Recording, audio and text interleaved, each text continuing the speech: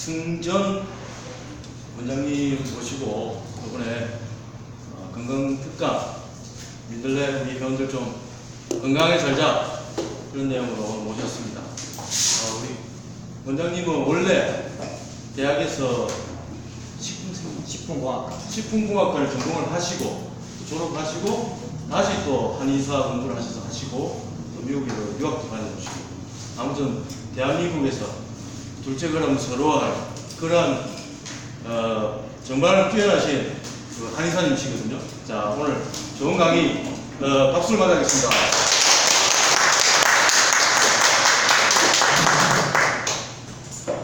네, 안녕하십니까.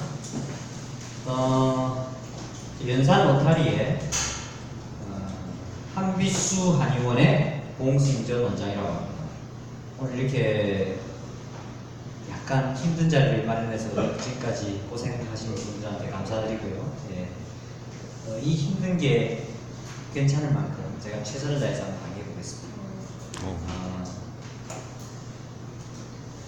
오늘의 주제는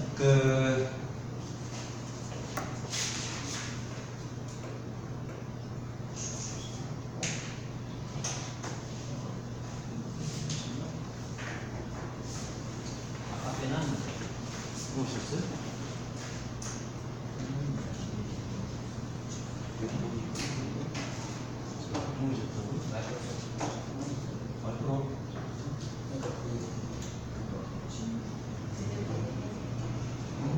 저기 그거 주시죠.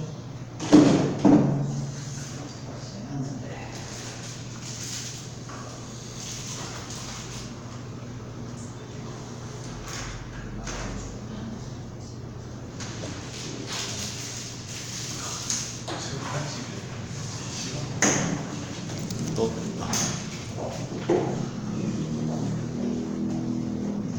배불리 어디 가?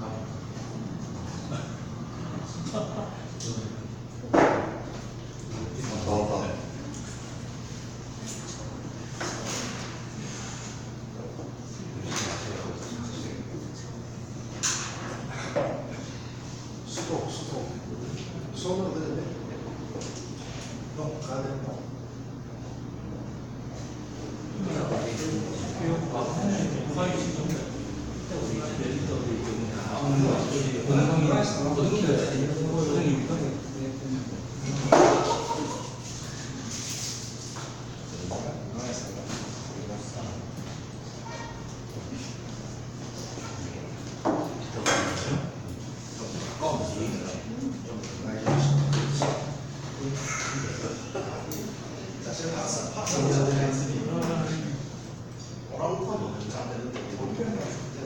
저번 요건 어떻게 하면 됩니까? 이건 이거하고 관계없습니다. 이게 이건 에어컨. 이건 내가 이거 못 받아가지고 얘기를 떨어지면 얘는 제가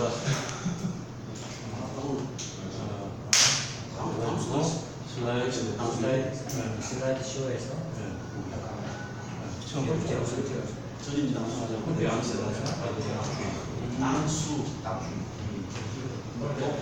남수들 전입 남수 알리. 나 상관없어.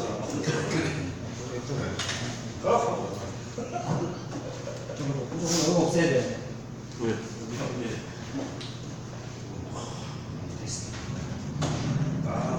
오늘 왜 목적 났습니다. 일단은 최대한 기다려 주셨으니까 한번 가장 보람 있는 시간이 되도록 한번 해볼게요.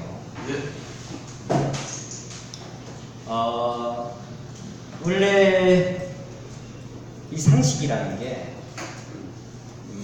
특징이 있습니다. 어떤 특징이 있을까요? 상식의 가장 큰 특징. 아무나 아닌가요? 상식의 가장 큰 특징이 뭐냐면 대부분 틀린다는 거예요. 우리가 알고 있는 상식과 실제의 진실은 거의 차이가 난다. 의학 상식은 특징이 또 뭐가 있을까요? 그 중에서 의학 상식. 의학 상식의 특징은 뭐냐면 그 중에 가장 틀린 부분이 의학 상식이다. 두 번째 특징은 뭐냐면 의학 상식을 잘못 알면 아주 치명적이다, 위험하다. 이 두 가지 특징이 있습니다. 그래서 오늘 오신 분들 중에서 지금부터는 내가 알고 있는 의학 상식이 정말 틀릴 수 있다는 걸 갖다가 오늘 이 시간을 통해서 한번 확실히 한번 짚고 넘어갔으면 좋겠습니다. 진짜 대부분 그래요. 정말 많은 상식들이, 특히 우리가 매스컴을 통해서 이제 주입되는 상식들은 많이 틀립니다. 예를 들어서 우리가 우유에 대해서 뭔가를 갖다가 많이 들었잖아요. 그럼 우유에 대해서 누가 상식을 제공하냐면 낙농업자들이 제공합니다. 예를 들어서 고기에 대한 상식은 육가공업체에서 제공합니다. 그리고 우리가 알고 있는 예를 들어서 이제 콜레스테롤에 대한 어떤 상식은 누가 제공하냐면 제약회사에서 제공합니다. 콜레스테롤 약에 대해서, 그러면 콜레스테롤 약에 대해서 제약회사에서 제공을 하는데 콜레스테롤 약에 대해서 피해를 갖다가 연구하는 사람들은 의사들인데 그 의사들의 의견은 1이라면 제약회사에서 제공하는 의견은 100입니다. 100.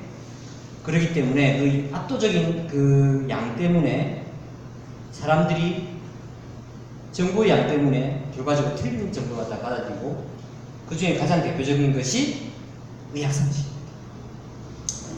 그 중에 대표적인 것을 갖다가 할 건데, 오늘 그 중에서도 가장 우리의 인체하고 가장 관계되는 물하고 소금에 대해서 한번 우리가 얼마나 많이 틀리고 있는가, 그리고 앞으로 이것을 이용해서 어떻게 하면 우리 몸을 건강하게 할 수 있는가를 갖다가 지금부터 1시간에서 1시간 반 정도 하고, 원래는 이제 강의에서 이제 제가 많이 질문을 중간에 허용하는 편인데 오늘 촬영이 있으니까 맨 마지막에 들 수 있으면 하는 방향으로 하겠습니다. 자, 아인슈타인이 어떤 얘기를 했냐면, 현재 중요한 문제는 문제가 일어났던 시점의 사고로는 해결할 수가 없다. 갑자기 제가 암에 걸렸다고 생각합시다. 아니면 갑자기 내가 위장에 빵꾸가 났다고 생각합시다. 그러면 너무나 어처구니 없는 사실에 사람들이 경악을 하죠. 왜냐하면 내한테 이런 일이 벌어졌어요. 근데 그 시점에서 그 사람은 최선을 다해서 정보를 모읍니다. 이걸 해결하기 위해서. 하지만 한계가 있는 게 뭐냐면, 그 시점에서의 어떤 자기의 사고라든지 그 주변 사람들의 사고는 그 문제를 해결할 수가 없다는 거예요. 이게 가장 중요합니다. 예를 들어서 우리가 이런 평면이 있다면 이 평면에서의 어떤 사고방식을 해결할 수가 없어요. 이 평면에서 붕 떠야 됩니다. 2차원에서 3차원으로 나오는 순간 해결 방법이 보이기 시작하는 거예요. 근데 그거는 옆에 운이 좋아가지고 아주 훌륭한 조언자가 있지 않는 한 힘듭니다. 왜냐하면 아까도 얘기했지만 압도적인 의학 상식의 제공자는 현재 제약회사 아니면 그 재벌과 관련된 그런 쪽이기 때문에 그 사람들은 본인들의 건강을 갖다 위해 주는 게 아니고 어떤 경제적인 이득을 취하려는 관점에서 접근하기 때문에 힘듭니다. 그래서 아인슈타인이 이야기한 가장 중요한 말이죠. 그 시점의 사고로는 절대로 해결할 수가 없다. 그래서 건강 문제 해결을 위해서는 전혀 새로운 방식의 접근이 필요하다. 오늘 그 이야기를 하려고 하는 거예요. 그것이 주제인 물과 소금의 편료입니다. 자, 여기서 또 중요한 말이 한 개 나왔습니다. 만성탈수란 말이 나왔습니다. 만성탈수. 만성탈수가 질병의 근본 원인일 수도 있다. 자, 보세요.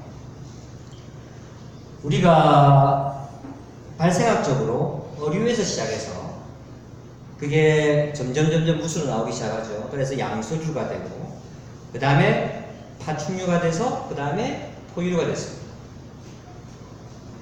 그러니까 물고기가 지금 우리가 포유류가 되어 있는, 우리 사람이 되어 있는 거예요. 발생학적으로 생각했을 때. 근데 물고기가 우리가 낚시를 하면 금방 죽죠. 물 밖에 나오면. 근데 이렇게 포유류가 되면서 그 몇십만 년 동안 어떤 걸 발전시켰냐면 탈수를 갖다가 막는 어떤 기전을 발전시킨 거예요. 우리가 이해가시죠? 우리가 물속에 사는 게 아니고 밖에 나왔는데도 불구하고 탈수를 어떻게 하면 안 돼? 탈수를 갖다가 어떻게 막을 것인가를 갖다가 발전한 기전을 갖다가 우리가 가지고 있는 총합이 우리 인간입니다. 그런데 탈수가 되죠. 왜냐면 어차피 물 밖에서 우리가 살고 있기 때문에. 그래서 물이 빠지는 게 뭐다? 질병이다. 질병. 질병의 증상이다. 그래서 지금부터 탈수라는 개념에 대해서 한번 새롭게 생각해 나가는 시간이 되겠습니다. 자, 그 다음에 이제 일단 오늘 주제가 물과 소금인데 그게 들어가기 전에 가장 중요한 걸 한 개 짚고 넘어가야 될 것 같아서 이 네 가지를 갖다가 제가 한번 말씀드리려고 해요. 자, 첫 번째 낫또, 두 번째 들기름, 참기름, 인도버터기, 코코넛 오일 뭐 이런 게 있습니다. 무슨 말씀을 드리려고 하냐면 인체에서 여러 가지 영양소 중에서 세 가지가 참 중요하죠. 단백질, 지질, 탄수화물입니다. 탄수화물은 우리가 넘치다시피 많이 먹어요. 밥을 통해서. 단백질은 고기라든지 콩 같은 걸 이용해서 먹죠. 그런데 좀 유일하게 많이 부족한 부분이 지질입니다. 지질은 우리가 섭취하긴 하는데 아주 불량하게 섭취해요. 뭐를 통해서? 식용유를 통해서 섭취합니다. 그 다음에 참기름하고 들기름도 드시긴 합니다. 근데 참기름하고 들기름을 짤 때 고온으로 짜기 때문에 온도를 높여 짜기 때문에 산화가 많이 돼서 좀 품질이 저하돼요. 그렇기 때문에 우리가 먹는 가장 중요한 3대 영양소 중에 한 개인 지질이 몸 안에서 별로 흡수가 안 되고 몸에 많은 질병을 일으키는 원인이 됩니다. 지질이 얼마나 중요하냐면 세포에서 가장 중요한 성분이기도 하지만 특히 뇌세포에서 가장 중요합니다. 뇌세포에서. 우리가 뇌세포에서 가장 많이 들어가 있는 부분이 신경세포입니다. 신경세포의 길이가 가장 긴 거는 얼마나 긴 줄 아세요? 신경세포 한 개의 길이가 가장 긴 거는 얼마나 되냐면 3m까지 됩니다. 상상이 가세요? 세포 하나의 크기가 3m라는 거예요. 3m. 상식 밖이거든요. 그러니까 무슨 말이냐면 줄넘기가 생각하면 줄넘기 한쪽 끝은 세포 핵이고 한쪽 끝은 리셉터입니다. 수용체입니다. 그 줄넘기가 연결이 된 게 신경세포예요. 이 줄넘기가 이렇게 연결되고 하는데 재미있는 게 뭐냐면 이 신경세포의 가장 중심이 되는 세포 핵은 나이가 50대에서 60대 절정을 이룹니다. 사람들이 생각하는 거랑 좀 틀려요.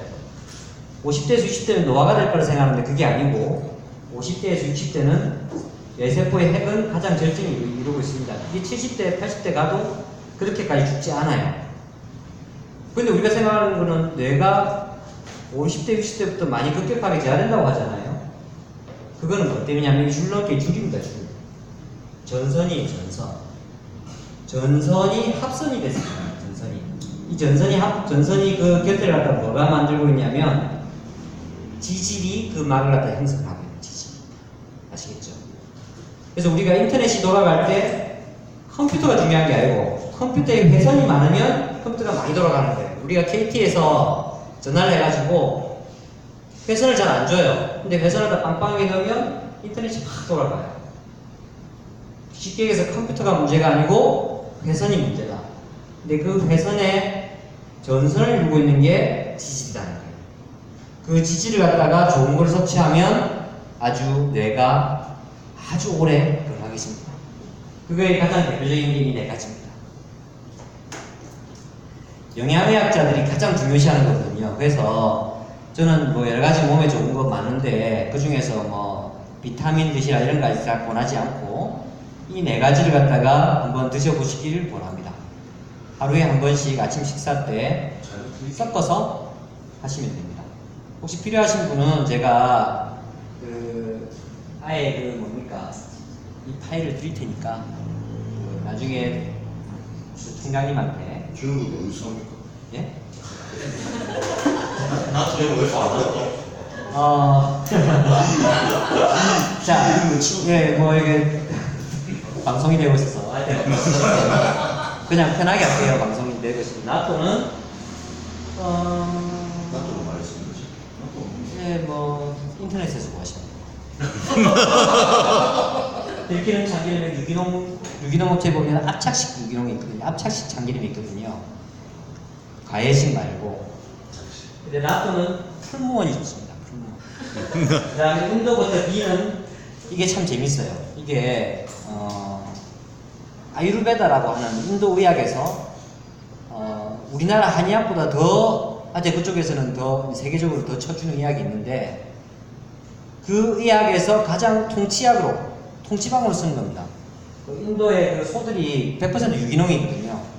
그 유기농 소에서 만들어진 버터입니다. 수입해서 사야 되는데 그 다음에 코코넛 오일도 기름이죠. 뭐 음식 중에서 아보카도 이런 거 좋습니다. 이런 거 드시면 뇌에서 피복을 갖다가 다시 만들어준다 이렇게 하거든요. 우리가 그 의사들이 보면 스테로이드 저하제 스탄틴이라고 있습니다. 그거 갖다가 처방을 해주면서 이걸 내려갈 때까지 먹으라라고 얘기를 하죠. 아주 위험합니다. 스탄틴이 들어가면 뇌의 신경세포의 피복을 벗깁니다. 벗기게 되면 무슨 일이 할까요? 합선이 일어나죠. 그래서 알츠하이머라든지 뭐 치매, 중풍의 원인 중에 원인이 됩니다. 그래서 그쪽 그러니까 이 뭡니까 콜레스테롤 갖다 연구하는 의사들은 저거를 꼭 끊도록 만듭니다. 그럼 나머지 90% 의사들은 몰라서 그럴까요? 아니죠. 제약업체에서 내놓는 논문을 가지고 그런데 논문을 보고 하는데 그 논문 자체를 제가 볼 때는 믿음이 좀 떨어지죠. 의도가 의심이 되죠. 아무래도 경제적인 이유가 아닐까라고 의심을 할 수가 있습니다. 그래서 오늘 주제에 앞서서 이거 참 중요하니까 한번 꼭 이용해 보시기 바랍니다. 상식은 아까 얘기했죠. 잘 틀립니다. 상식의 특징. 의학 상식의 특징은 더 많이 틀립니다. 그런데 치명적이다. 자, 그 상식 틀린 예를 갖다 한번 볼게요. 홍삼은 누가 얘기나 좋다. 체질을 불문한다. 이거는 맞는 말일까요? 틀린 말일까요? 틀리니까 물어보겠죠. 네, 틀립니다. 자, 홍삼을 갖다가 누구에게나 맞다. 이걸 한의사들은 그런 얘기 안 해요. 누가 얘기하냐면 정관장에서 근데 유튜브에 올려야 되나? 하여튼 그쪽 만드는 업체에서 얘기를 하는 말입니다. 그러니까 이런 말들은 근본적으로 한번 체질에 따라 다릅니다. 소양인들은 홍삼을 먹으면 좀 피곤합니다. 제 같은 경우 우리 어머니가 홍삼을 갖다 어렸을 때부터 우유에다가 홍삼을 주셔가지고 3년을 먹었어요. 우리 동생들도 먹었죠. 3년 먹으니까 딱 한 달 지나니까 이 세 명이 동시에 눈이 가기 시작해요. 왜냐? 홍삼을 먹으면 열이 위로 가죠. 위로 가서 눈이 일단 시력이 떨어집니다. 열이 위로 가는 증상이죠. 제가 어릴 때는 겨울에도 반팔을 입었거든요. 그리고 너무 피곤해요. 피곤이 왜 그럴까요? 머리로 위로 열이 가서. 소음인들이나 태음인들은 열이 없는 사람들은 드시면 보약 중에 보약입니다. 하지만 열이 많은 사람들은 너무 피곤할 때, 몸이 극도로免疫이 저하됐을 때 빼고는 별로 안 드시는 게 좋습니다.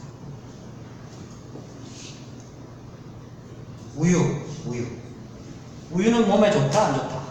우유를 갖다가 드셔야 된다 안 드셔야 된다? 한번 생각해보세요. 안 좋다. 좋다는 사람은 생각해보지. 제가 환자들한테 가장 많이 하는 말이 우유를 드시지 마라. 네. 우유가 왜 안 좋냐? 첫 번째, 우유의 단백질은 동양인이 먹었을 때 한 20% 정도밖에 흡수를 못합니다. 나머지 80%는 몸에 안 좋게 작용합니다. 왜냐? 흡수가 안 되니까. 설사라는 겁니까? 예, 설사한다는 것은 몸에서 뭘로 작용하는 거다? 독으로 작용하기 때문에 몸에서 배출해내는 거예요.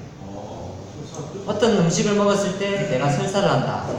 이거는 그 몸에서 좀 약간 독성으로 작용한다는 거예요. 100%는 아닙니다. 그러니까 80%는 설사를 하는 거예요. 이제 그 미국 사람들은 한 70% 정도 흡수를 합니다. 한국 사람들은 20%에서 30%. 갖다가 유당불내증이라고 하고 락토즈 인톨러런스라고 합니다. 두 번째, 너무나 많은 소들이 유두에 염증이 있습니다. 심하게는 유두에 암이 걸려 있습니다. 그래서 고름이 나와요. 유두에. 그렇기 때문에 대부분 소염제라든지 항암제를 씁니다. 심할 때는. 그렇기 때문에 문이 없으면 항암제도 먹을 수 있는 거죠. 항생제도 있고 항암제, 소염제, 그 다음에 뭐 여러 가지 약들, 그리고 뭐 성장 호르몬 이런 것들 많이 먹거든요. 그렇기 때문에 위험할 수 있습니다. 100%는 아닙니다. 그럴 가능성도 있다. 세 번째, 제가 원래 출신이 식품공학과거든요. 그쪽 유학도 갔었고, 그래서 오늘 주제가 약간 내 원래 전공하고 좀 맞는 편인데, 세 번째, 우리가 우유를 가장 많이 먹는 이유가 그 뼈 때문에 맞죠? 뼈, 칼슘. 칼슘을 이제 그 뭐라고 해요? 골다공증을 예방하려고 먹는데, 문제는 우리가 우유를 먹게 되면 몸이 산성으로 바뀌어요. 산성으로 바뀌면 어떻게 되겠어요? 몸 안에 칼슘을 끄집어내서 우유와 중화를 시킵니다. 그래서 우유를 먹는데 골다공증을 예방하기 위해서 우유를 먹는데 우유를 먹으면 뭐가 걸린다? 골다공증이 걸린다 라는 역설이 생기는 거죠. 재밌죠? 네, 그런 문제가 생깁니다. 네 번째, 어떤 문제가 있냐면 우유를 갖다가 살균하려고 가열을 합니다. 그런 100도씨에서 가열을 하면 그나마 별로 몸에 안 맞는 우유 단백질이 뭘로 바뀌느냐면 가열된 우유 단백질로 바뀌어서 몸에 조금 더 안 좋게 돼요. 그래서 약간 저온 살균한 파스텔 같은 게 조금 더 낫습니다. 예. 그 중에서 특히 이제 우유에 대해서 조금 연구를 많이 한 사람들은 치즈 같은 거 있죠. 치즈는 많이 피하라고 합니다. 왜냐하면 우유가 조금 더 농축이 됐잖아요. 그러면서 고름 성분이 좀 포함됐을 가능성이 조금 더 높다라고 얘기하는 분들이 있습니다. 저희 의견은 아닙니다만 한테 그렇게 얘기하는 분들이 있고, 그래서 썩 원하지는 않습니다. 마지막으로 이제 저지방 우유를 또 찾는 사람들이 있거든요. 지방이 빠지면 어떻게 되겠어요? 단백질이 또 농축이 되죠. 지방이 빠진 자리에. 그렇기 때문에 저지방 우유는 꼭 피해야 되는 음식입니다. 일반 우유. 그나마 지방이 들어오면 더 좋아요. 아시겠죠? 왜냐하면 지방이 필요하다고 했잖아요. 그래서 이 의견은 제가 원래 한의사라는 의견보다는 원래 이제 우유에 관련된, 그래서 이제 하지만 100%는 아닙니다. 하지만 이런 의견들이 많다는 거죠. 한번 생각해 보시고 드셔도 괜찮겠습니다. 자, 아말감. 우리가 이제 이 아말감이 치과에 가면 하죠.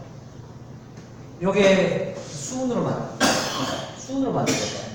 그래서 평소에는 관계가 없는데 이게 뜨거운 걸 하게 되면 수은 증기가 발생해요. 그래서 중금속 중독이 됩니다. 그래서 1번 피곤해집니다. 일단 1번 여러 가지 중독 증상이 많습니다. 그러니까 아말감은 하면 된다 안 된다? 하시면 안 된다.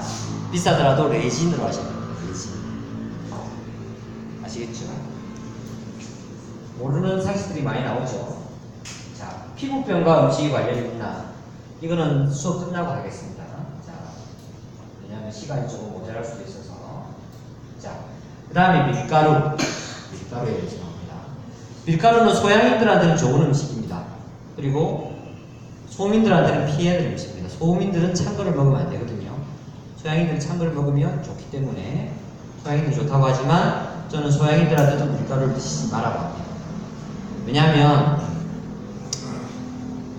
밀가루는 이제 미국에서 수입될 때 대부분 농약이라든지 100가지 정도의 화학약품을 처리합니다. 그게 몸에 안 좋아요. 그럼에도 불구하고 선박에서 그 수증기가 많이 나오기 때문에 그걸 넣음에도 불구하고 부패될 가능성이 너무 높아요. 그렇기 때문에 밀가루를 드시고 싶으시면 반드시 국산 밀가루를 드세요.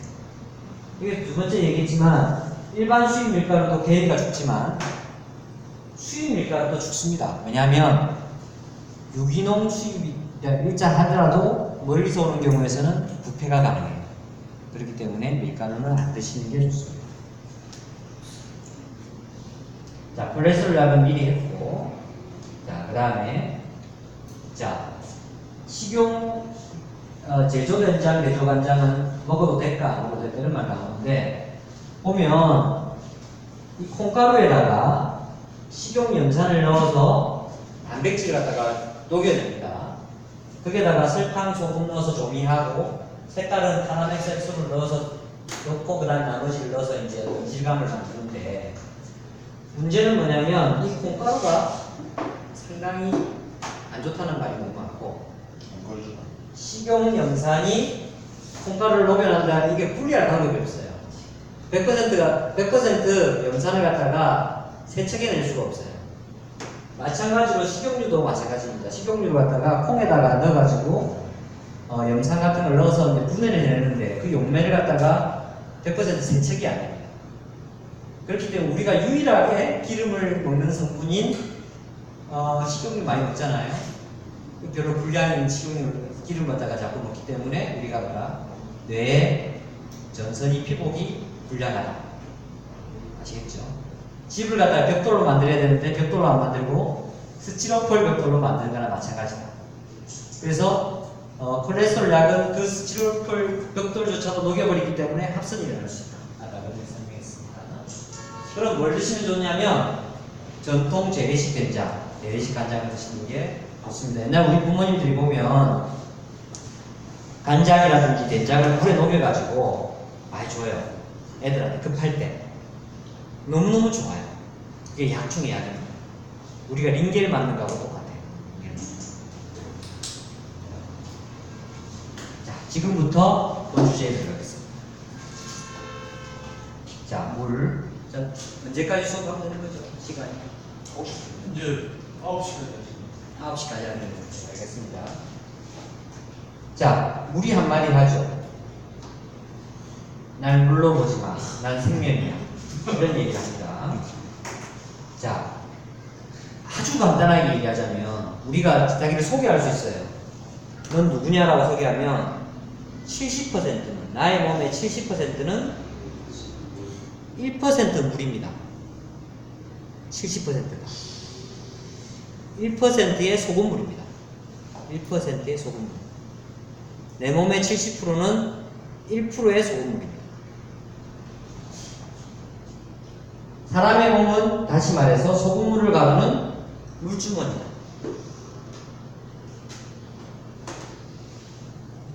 자, 여러분은 아픈 것이 아니라 처음 얘기했던 것처럼 단지 물이 부족할 뿐이다. 이런 만성 탈수를 이해하게 되면 여러 가지 이런 면들에 대해서 원인과 치료가 분명해질 거다라고 얘기합니다.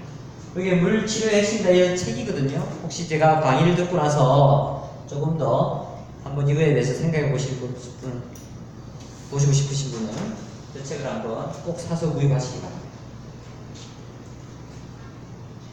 즉, 물과 소금의 섭취를 조정하는 것만으로도 질병을 해결할 수 있다. 왜? 인체는 70%가 소금물입니다. 자, 그럼 일단 물에 대한 상식을 한번 알아보겠습니다. 자, 물을 그냥 많이 먹는다? 맞을까요? 틀릴까요? 자, 지금부터. 틀리지 않는다. 맞다. 조금 이따 설명하겠습니다. 자, 차게 먹느냐, 따뜻하게 먹느냐, 어느 게 더 좋을까요? 예, 그건 다 아시죠. 인체에 약간 37도 정도. 정수기 물은 좋을까요? 정수기 물 좋을까요? 안 좋습니다. 특히 역상투압이라든지 이렇게 해서 이제 무기물질을 갖다 다 제거한 정수기 물은 안 좋을 수 있습니다. 생수물은 좋을까요? 생각해 볼게요. 알칼리수는 좋을까요? 예. 좋습니다. 알칼리수 좋습니다. 식전 식후에는 안 드시는 게 좋습니다. 음양탕은 뭐냐면 여기 보이죠? 더운 물을 먼저 넣고 찬물을 위에 넣어서 마시면 이 물이 회전을 합니다. 더운 물 올라가고 찬물은 내려가죠. 그래서 항상 물을 갖다 먹을 때 먼저 뜨거운 물을 넣고 그 다음에 찬물을 드시면 살아있는 물을 드실 수 있죠. 그 다음에 목이 마를 때 먹는 물은 좋은가 안 좋은가? 좋죠. 몸 안에서 나는 지금 물이 필요해 라고 막 외치고 있는 거예요. 목이 마를 때는 물을 드셔야 됩니다. 자, 커피, 카페인 음료, 녹차, 보이차 이런 것들은 물과 어떤 작용을 할까? 자, 우리 이런 사람들이 많죠. 나는 물을 보충한다라고 생각하고 커피 먹는 사람, 콜라 먹는 사람, 녹차 먹는 사람 많아요. 보이차 먹는 사람 많아요. 요거는 물을 빼는 겁니다. 예. 항상 녹차를 들고 다니면서 그래서 살이 빠지나요? 예? 그래서 살이 빠지는 거예요. 살이 빠지진 않고 몸이 안 좋아집니다. 녹차가 몸에 좋아요. 좋지만 물을 보충해줘야 됩니다. 보이차가 몸에 좋지만 그만큼의 물을 보충을 해줘야 됩니다. 안 그러면 탈수가 됩니다. 제가 아는 교수님이 한 분 계시는데 녹차가 몸에 좋다고 녹차만 드셔요. 근데 어느 날 하루 보니까 손을 떨고 있어요. 왜? 탈수가 있나요? 그래가지고 탈수의 가장 대표적인 증상 중에 한 개가 손을 떠는 거예요. 자, 탈수에 대해서 조금만 더 생각해 볼게요. 우리가 몸에서 물이 빠져요. 몸에서 물이 빠지면 탈수죠. 탈수 때문에 모든 증상이 일어나는 거예요. 근데 인체에서 가장 물이 필요하고 에너지가 필요하고 소금이 필요한 장부가 어딜까요? 첫 번째, 뇌입니다. 뇌. 그 두 번째, 심장. 그 생명체가 어떤 생명작용을 이어나가기 위해서는,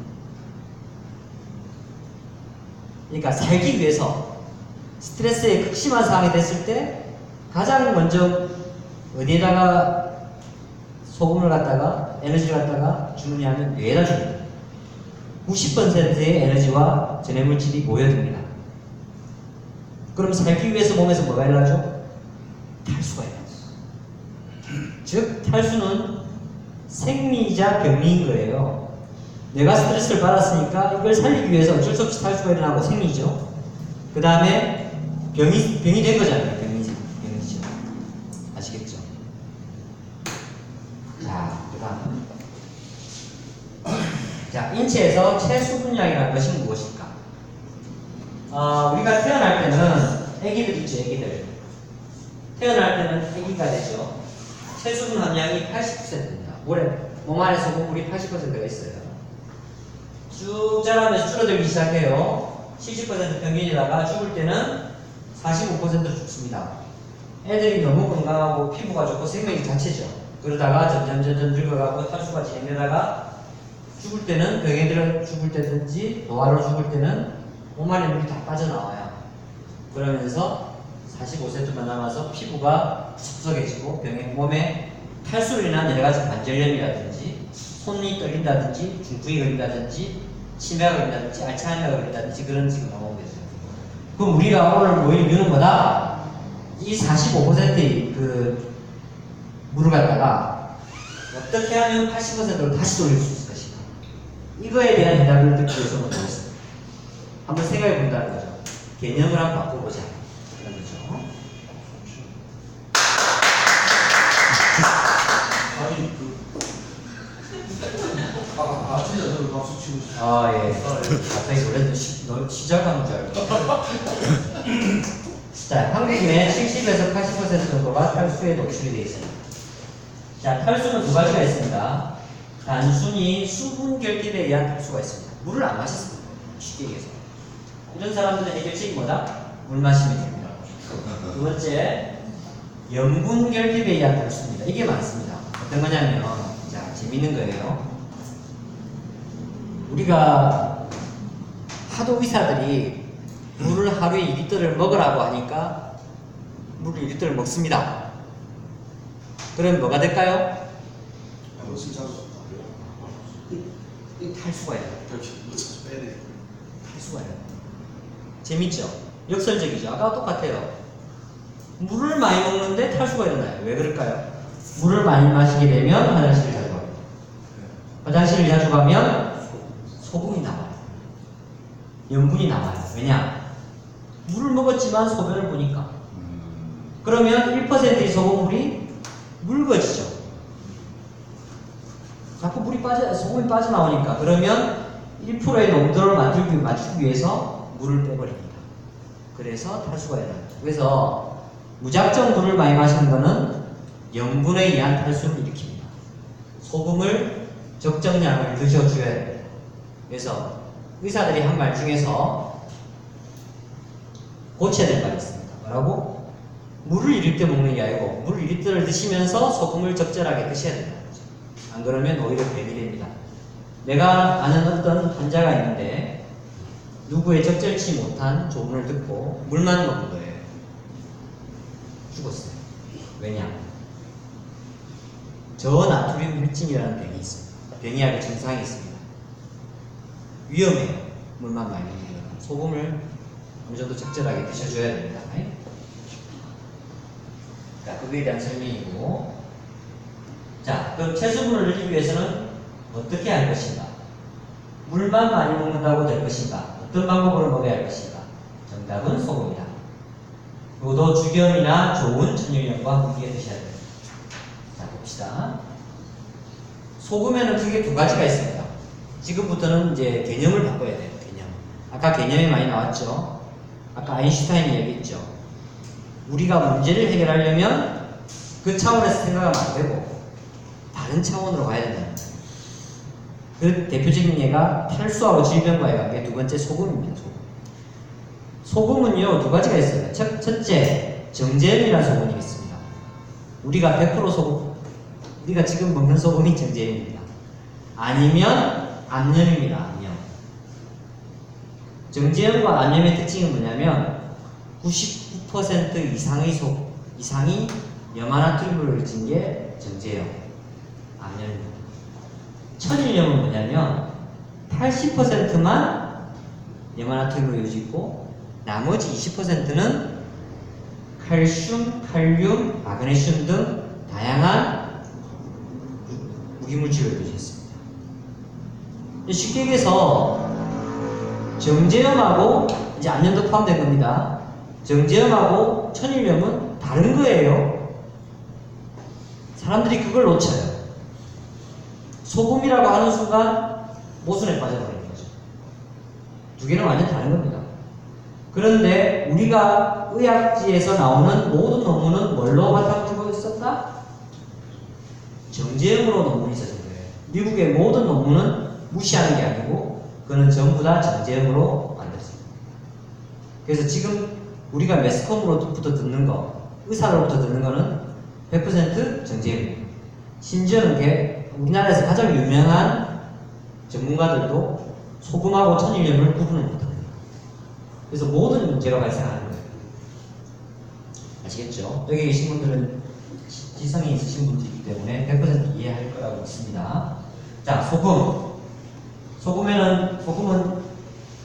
사막에서 3대 품목이었어요. 금하고 소금의 무게를 다 같이 쳤어요. 그래서 고대 로마에서는 금료를 소금으로 줬죠. 그래서 그때 소금을 로마에서 살라리움이라고 했는데 그게 셀러리로 바뀐 거예요. 셀러리. 소금은 힐소자의 금입니다. 흰 금이라고 했죠. 자, 소금의 종류, 천일염이죠.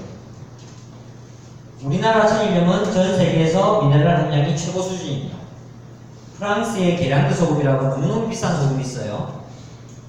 셰프들만 쓰는 소금입니다. 그것보다 훨씬 더 좋습니다.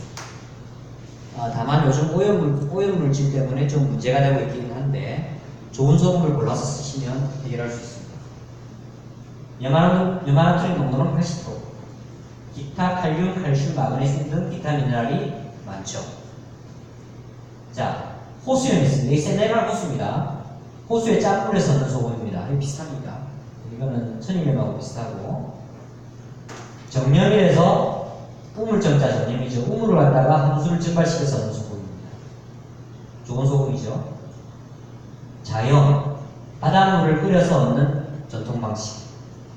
끓일 자죠. 자염. 자, 지금부터 이제 99%가 암염이니까 핑크색 솔트를 해가지고 요즘 뭐 몸에 좋다고 많이 나오는데 저는 약간 의문을 가져요. 제가 검증을 안 했기 때문에 안 좋다고 말을 못합니다. 하지만 약간 이거는 의문을 가질 필요는 있지 않을까 싶습니다. 정제형, 이온 교환 수지로 정제를 하죠. 문제는 정제를 할 때 여러 가지 과정에 의해서 몸에 나쁜 게 많이 들어가기 때문에 정제를 하다 우리가 뭐라고 얘기하냐면 화학약품 아니면 독극물까지도 표현하는 분들이 계세요. 저는 그게 동의합니다. 자, 제재형은 정제형하고 비슷한 거고 일반적으로 만들어지죠. 주경. 돈이 있으신 분들은, 경제적인 형편이 되신 분들은 주경이 좋습니다. 주경은 항산화작용이 아주 높기 때문에 천일염 플러스 항산화작용을 같이 해주면 됩니다. 제가 아는 스님들이 계세요. 우리가 도가 통하면 의학 분야에서도 도통이 됩니다. 그래가지고 각지에서 오는 환자들 치료를 해요. 근데 공통적으로 제1비법이 뭔지 아십니까? 제1비법이에요. 제1비법. 되게 재밌어요. 그런데 제1비법이라고 해도 사람들이 믿질 않아요. 왜냐하면 스님이 그런 말 하면 뭐 그렇겠지라고 믿는데 인산 선생이라는 분이 계시죠. 그 인산 선생이 이제 한의사, 우리나라 이제 한의사 집안 중에서 제일 유명한 집안에서 일하시는 분이었는데 그분이 가장 뛰어난 비법을 하게 가지고 나온 이게 이제 의 집안이었거든요. 가지고 나와서 자기가 또 연구를 해서 개발시킨 그런 소금이 인산주겸이죠. 예전에는 그 말 들었을 때 저도 좀 처음에는 좀 귀담아 안 들었어요. 그렇지만 요즘은 그 고승들이 왜 비법을 갖다가 주겸이라 했는지 요즘은 생각을 다시 곱씹고 있습니다. 자, 황토로 만든 소금 좋습니다. 자, 그 외에 이게 어디냐면 사해거든요. 사해. 이제 물이 이제 한 소금 농도가 20% 정도 됩니다. 어디로 갈까요? 피부로 들어가는 거죠. 피부로 소금을 흡수하는 거죠. 전 세계에서 사람들이 모여들고 있습니다. 각종 난치병이 낫고 있어요. 그래서 저 개인적으로 여유가 되면 난치병 환자들 사해 가는 건 상당히 권합니다. 돈이 비싸겠죠. 자, 그 외 소금들이 있는데 암염은 피해 주시는 게 나을지 않을까라고 저는 개인적으로 생각을 합니다. 이렇게 이쁜 소금들 있죠. 사해 소금입니다. 아까도 얘기했지만 정제염은 화공약품이다라는 말을 많이 합니다. 정제염은 뭐이다? 국산 천일염은 뭔가요? 보약이다. 근데 좀 오염되지 않은 걸 구해서 드실 필요는 있습니다. 요즘 토판 천일염을 해가지고 좀 토판염이라서 좀 많이 오염이 덜 됐다고 많이 얘기합니다. 자, 식품위생법에는 우리나라 식품위생법이라는 법이 있어요. 뭐라고 되어 있냐면 모든 가공식품에는 정제염만 쓰게 되어 있습니다. 그래서 우리가 마트를 가잖아요. 마트를 가서 구할 수 있는 모든 음식 다 정제염입니다. 단 예외가 있어요. 김치, 된장, 젓갈 이런 데는 정제염을 쓰면 미생물이 살지를 못하기 때문에 김치가 안 돼요. 그리고 젓갈도 안 돼요. 발효식품에 정제염을 못 씁니다. 그리고 또 얘기가 있죠. 사료지 사료. 사료도 천일염을 했어요. 왜냐하면 인체는 정제염에 상당히 그래도 좀 적응을 하는데 동물들은 바로 죽어요. 바로 좀 문제가 많이 생깁니다. 그래서 경험상 천일염을 씁니다. 자, 이게 양인데요. 절벽에 이렇게 결사적으로 소금을 깔아놨습니다. 우리가 양이 소금을 안 먹잖아요. 무슨 문제가 생기냐면 이가 부러져요. 이가 부식이 돼서. 두 번째, 손발톱이 부서집니다. 그렇기 때문에 모든 동물들은 결사적으로 소금을 갖다 구하기 위해서 노력을 합니다. 말이라든지 코끼리라든지 양이라든지 안 그런 동물들이 없어요. 이걸 인체에 비교를 하면 소금을 적절하게 먹으면 어디가 좋아질까요? 손톱이 너무너무 좋아집니다. 제가 손톱이 약간 묽었어요. 부들부들하고. 근데 이게 지금 단단해졌어요. 단단하고. 이가 있잖아요. 제가 이거 어떠냐면 옛날에 엑스레이 찍어보면 임플란트를 하러 가니까 공동화가 돼 있어요. 뼈가 있어야 될 부분에 물로 차 있더라니까요. 그런데 지금은 제가 잇몸이 너무 좋아졌어요. 치과를 안 가도 돼. 임플란트를 했어요. 그래가지고 그 다음에 제가 사진을 찍어보면 꽉 차 있어요. 자, 심장도 이게 옆에 완전히 소금물로 가득 차 있거든요. 그래서 심장이 암이 아니에요. 심장 한번 들어보시지 않았죠? 심근경색에서도 심장 암은 없습니다. 자, 식인종들 있잖아요. 사람 피를 먹어요. 사람을 잡아요. 왜 그러냐면 소금이 모자랐을 때 사람 피를 먹으면 소금이 보충이 되겠죠. 그래서 식인종들도 살려고 그렇다는 인류학자들이 많습니다. 재미있는 거라서 제가 가져왔습니다. 에스키모인들이 동물 피를 먼저 먹어요. 에스키모인들도 이게 소금을 구할 수 있는 방법이 잘 없어요. 그래서 동물을 먹으면 피를 먹어서 염분을 갖다가 이제 보충을 한다고 하죠. 자, 소금이 부족했던 루마니아 같은 유럽의 루마니아 같은 데서 흡혈적이 맞는 이유가 뭐냐면 소금이 절대적으로 모자라게 되면 사람이 빙 돌아요. 환각에 빠져요. 환각에 빠지는데 피를 먹으니까 이제 환각에 빠져서라도 피를 먹는 거예요. 그럼 이게 막 낫거든요. 그래서 됐다는 유학자들이 있어요. 자, 그 다음에 우리가 이제 효자들이 우리 어머니가 돌아가시고 하면은 돌아가실 쯤 손가락 갖다가 깨물어가지고 피를 주죠. 그거라고 해요. 소금을 갖다 전달하는 거죠. 우리가 그래서 제가 환자들한테 한의사지만 응급상황에 대한 환자들이 왔을 때 제가 제일 많이 권하는 게 링겔입니다. 링겔 맞으라고. 왜? 링겔 중에서 식염수 있죠, 식염수. 식염수를 맞으면 몸 안에 염분 농도가 바로 조정이 됩니다. 그래서 우리가 토한다든지, 설사를 한다든지, 어지럽다든지, 배가 아프다든지, 여러 응급상황이 되잖아요. 그때 많은 부분이 염분 부족인 경우가 많아요.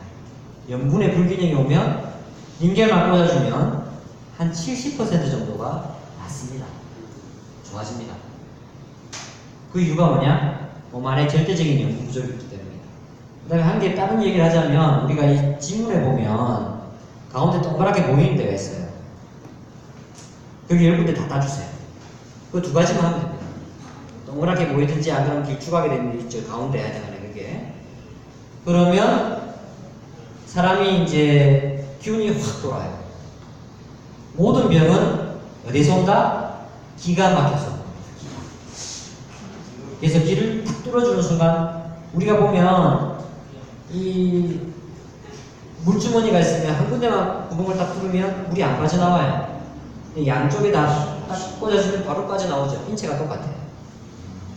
어머니들이 따주는 이유가 뭐냐면 그 따주는 행위 자체에서 즉시 기운이 돌아요. 침도 마찬가지예요. 침도 그런 이유로 침을 넣는 거예요. 제가 아는 어떤 목사님 사모님이 있는데 이분은 너무 인류애가 뛰어난 분이에요. 그래가지고 이분이 어떻게 하냐면 응급실 같은 데 돌아다니면서 막 따주고 있는 거예요. 응급 환자가 있으면 가서 막 따줘요. 그 자기가 볼 때는 한 40% 정도 환자들이 낫더라는 거예요. 그 제가 하지 말랬죠. 왜 하지 말라고 하냐면 그 환자가 낫는 순간 환자의 어떤 그 병의 기운이 보통 많이 넘어와요. 그 목사님, 사모님이 몸이 좋다면 해도 되는데 몸이 아주 안 좋은 분이기 때문에 그거 하면 당신의 수명이 많이 단축될 수가 있습니다 라고 얘기하죠. 의사들이 좋은 직업이 아니에요. 의사들이 사기를 항상 받거든요. 병의 기운을 받거든요. 그렇기 때문에 치료행위라는 게 좀 어떻게 보면 자기 몸을 갖다가 희생하면서까지 할 이유는 없잖아요. 의사가 아닌데 의사들은 그걸 각오하고 하고. 자, 재미있는 전설의 고양이였고, 자, 그 다음에 보도다 동물사료 아까 얘기했죠. 마음속에 금붕어가 비실비실하잖아요. 그러면 천일염을 넣어주면 팍 좋아집니다. 자, 한의원에 보면 주겸 약침이라는 약침이 있습니다. 어떤 거냐면 3% 주겸, 아주 좋은 주겸을 구해서 바닷물하고 똑같은 농도죠. 아픈 데다 놔주는 거예요. 허리가 아프면 허리에, 머리가 아프면 머리에, 코가 비염 있으면 코에 놔주고. 재밌는 게 뭐냐면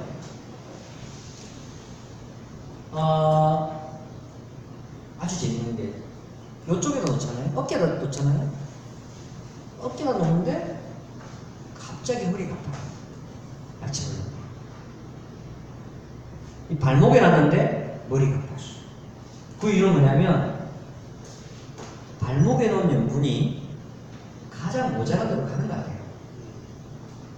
기운이라도 하는 거 아니에요. 그래서 아주 재밌는 현상이에요. 그래서 치료할 때마다 상당히 신기한 일이 많이 벌어집니다. 아픈 데다 놨는데 그 사람이 또 가장 안 좋은 데 갖다 같이 아파요.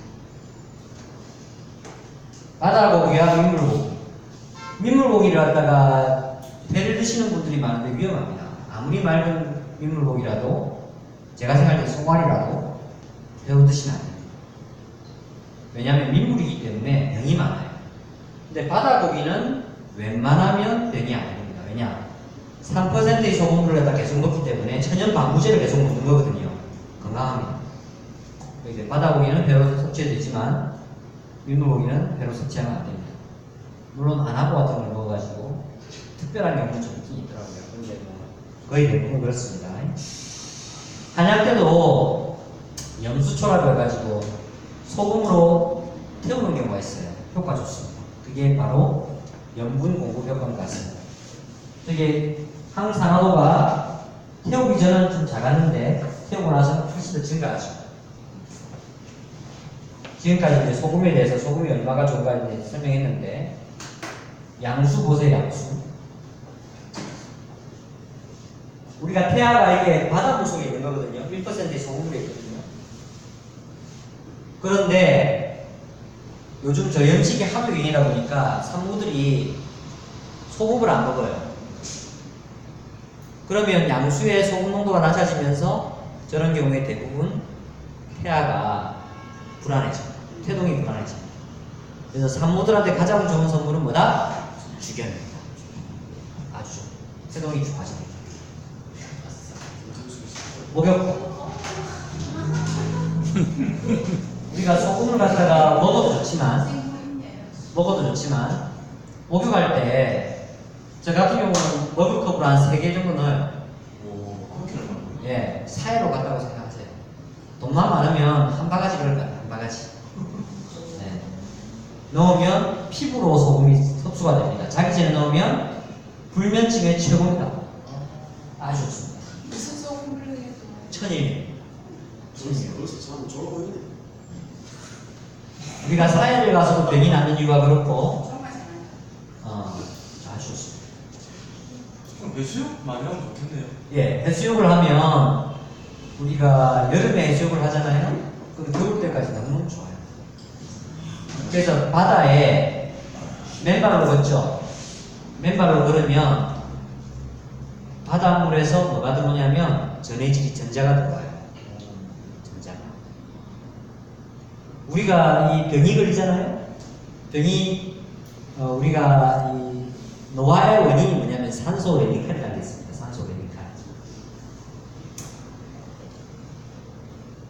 우리가 산소 레디칼이 있잖아요. 몸 안에 들어가서 그 모든 미생물하고 싸우고 병용물하고 싸웁니다. 그래서 면역에 가장 중요한 게 산소 레디칼입니다. 활성산소라고 들어봤죠.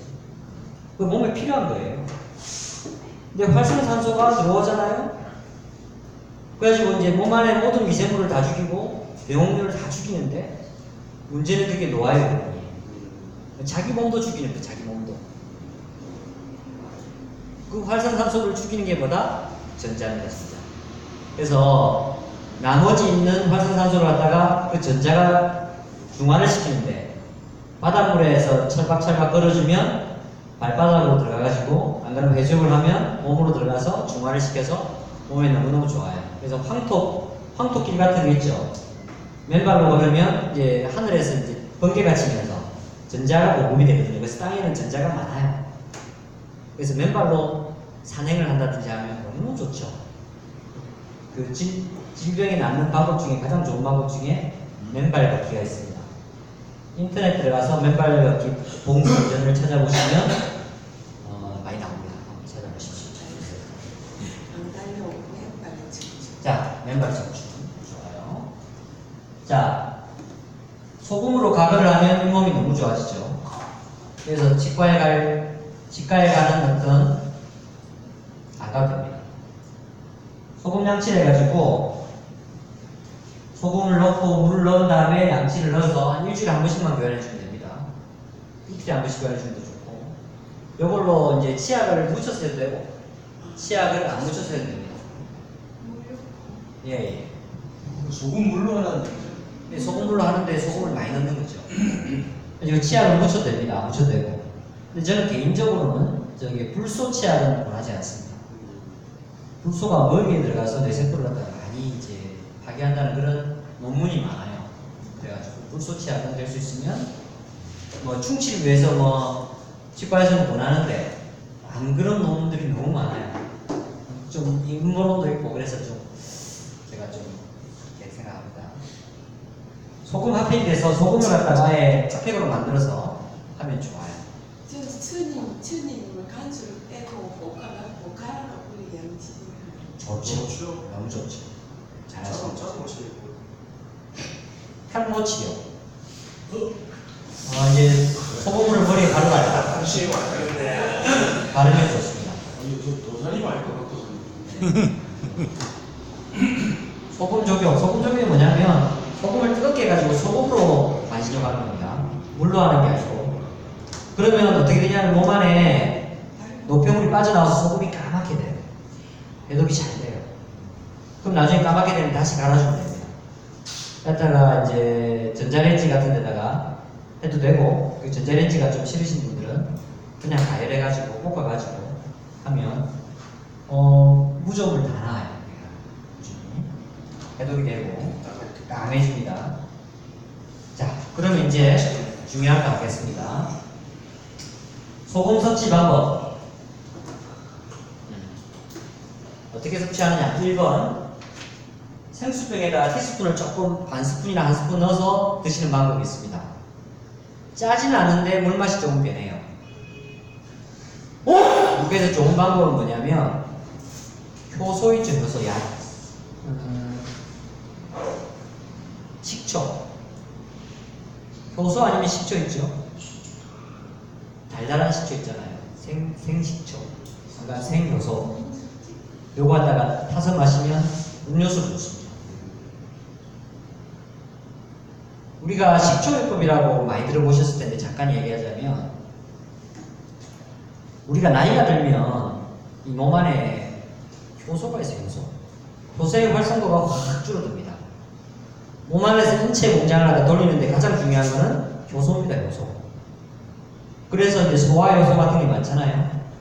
그런 게 인체가 나이가 들면 이게 활성도가 떨어져가지고 공급도 안 되고 하니까 소화도 안 되고 여러 가지 뭐 인체 공장이 돌아가지 않아요. 근데 좋은 식초를 먹잖아요. 예를 들어서 뭐 감식초라든지 감식초가 좋다. 좋죠. 그 다음에 파인애플 식초라든지 여러 가지 식초를 드시게 되면 그 효소의 전 단계를 갖다가 공급하는 거예요. 바로 전 단계입니다. 효소를 갖다가 만들 수 있는, 인체에서 효소를 만들 수 있는 바로 전 단계 물질을 공급하기 때문에 다시 몸이 젊어집니다. 그래서 효소를 갖다가 같이 넣어도 좋아요. 선생님, 교수님, 막걸리에다가 식초를. 좋습니다. 네. 좋습니다. 식초가 좋습니다. 네, 근데 잘못하면 취하죠. 저는 개인적으로 뭐 브랜드를 말하면 하고 그 막걸리 식초를 갖다가 많이 만들어 먹었는데 너무 약간 알코올이 약간 남아 있어요. 좀 취할 때가 있더라고요. 너무 좋아요. 몸에 좋아요. 잘 만들면. 두 번째, 저는 이제 좀 귀찮아서 소금을 한 10알 정도 입에 털어놓고 물을 마십니다. 하루 2리터 마십니다. 생수 맛이. 예. 근데 먹다 보면 받칠 때가 있어요. 그거는 뭐냐면 물 안에 몸 안에 소금이 충분히 찼다는 거예요. 그때는 안 먹어도 됩니다. 우리가 물을 먹잖아요.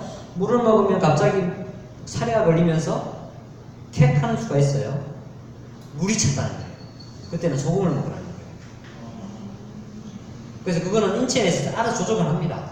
근데 대부분 물 맛이 너무너무 좋습니다. 소금을 좀 먹고 물을 먹잖아요. 물 맛이 너무너무 좋아요.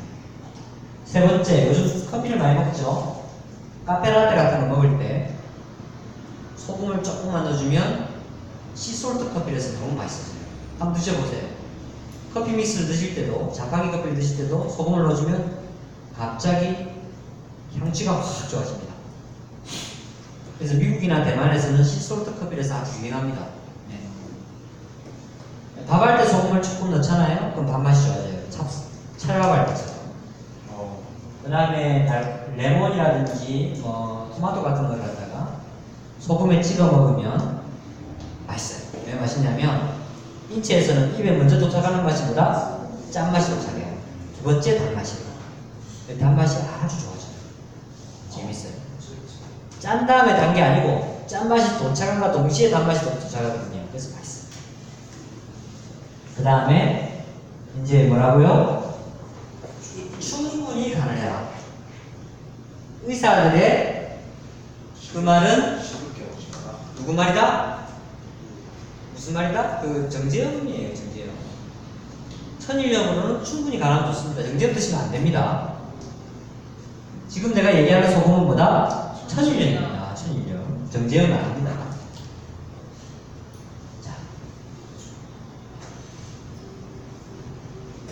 자, 지금까지 소금에 대해서 했는데 우리가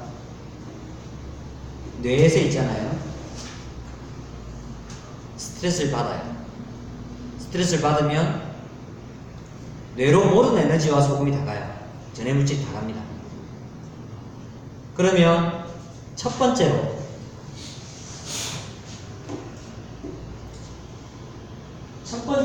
이제 뇌에서 스트레스를 확 받아요.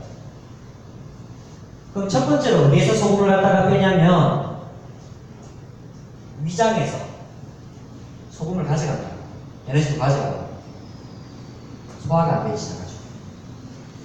두 번째로 소장하고 대장에서 염분을 가져갑니다. 그래서 변비가 생기고 영양이 부족해집니다. 세 번째, 신장하고 방광에서 소금을 가져가요. 그러면 소변이 전립선이 안 좋아지고 정력이 약해지고 여러가지 신장 방광 증상이 생깁니다. 네 번째, 물렁뼈가 무리기관이거든요. 소금을 가져가면 탈수가 돼서 관절염이 생깁니다. 그 다음에 모세혈관에서 소금을 가져가기 때문에